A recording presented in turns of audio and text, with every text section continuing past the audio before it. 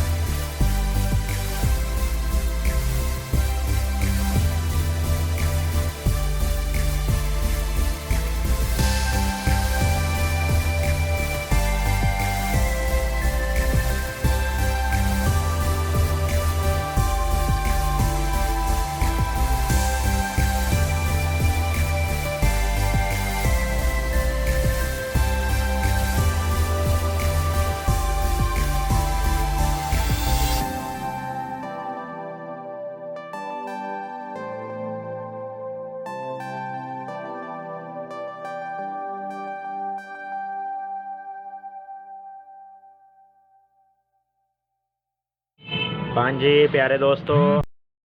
ਸਾਈਡਾਂ ਦੀਆਂ ਐਫਟੀਆਂ ਜਲ ਜਾਂਦੀਆਂ 740 ਔਰ ਪਿਆਰੇ ਦੋਸਤੋ ਬੈਟਰੀ ਵਾਲੀ ਸਾਈਡ ਦੀਆਂ ਪਿਆਰੇ ਦੋਸਤੋ ਜਲ ਜਾਂਦੀਆਂ। ਤੇ ਫਿਰ ਇਹਦੇ ਵਿੱਚ ਜਿਹੜਾ ਫਾਲਟ ਮੈਂ ਤੁਹਾਨੂੰ ਪਹਿਲਾਂ ਸ਼ੋਅ ਕਰਾਇਆ ਸੀ ਉਹ ਦਿੰਦਾ ਫਾਲਟ। ਹੁਣ ਪਿਆਰੇ ਦੋਸਤੋ ਆਪਾਂ ਇਹਨੂੰ ਆਨ ਕਰਕੇ ਦੇਖਦੇ ਹਾਂ ਕਿ ਹੁਣ ਕੀ ਸਾਡੇ ਨਾਲ ਕਰਦਾ। ਪਿਆਰੇ ਦੋਸਤੋ UPS A to Z ਤੁਹਾਡੇ ਨਾਲ ਅਸੀਂ ਸ਼ੇਅਰ ਕੀਤਾ ਜਿਹੜਾ ਫਾਲਟ ਸੀ ਪਿਆਰੇ ਦੋਸਤੋ, UPS ਦਾ ਫਾਲਟ ਕੱਢ ਕੇ ਤੁਹਾਨੂੰ ਚੈੱਕ ਕਰਾਇਆ।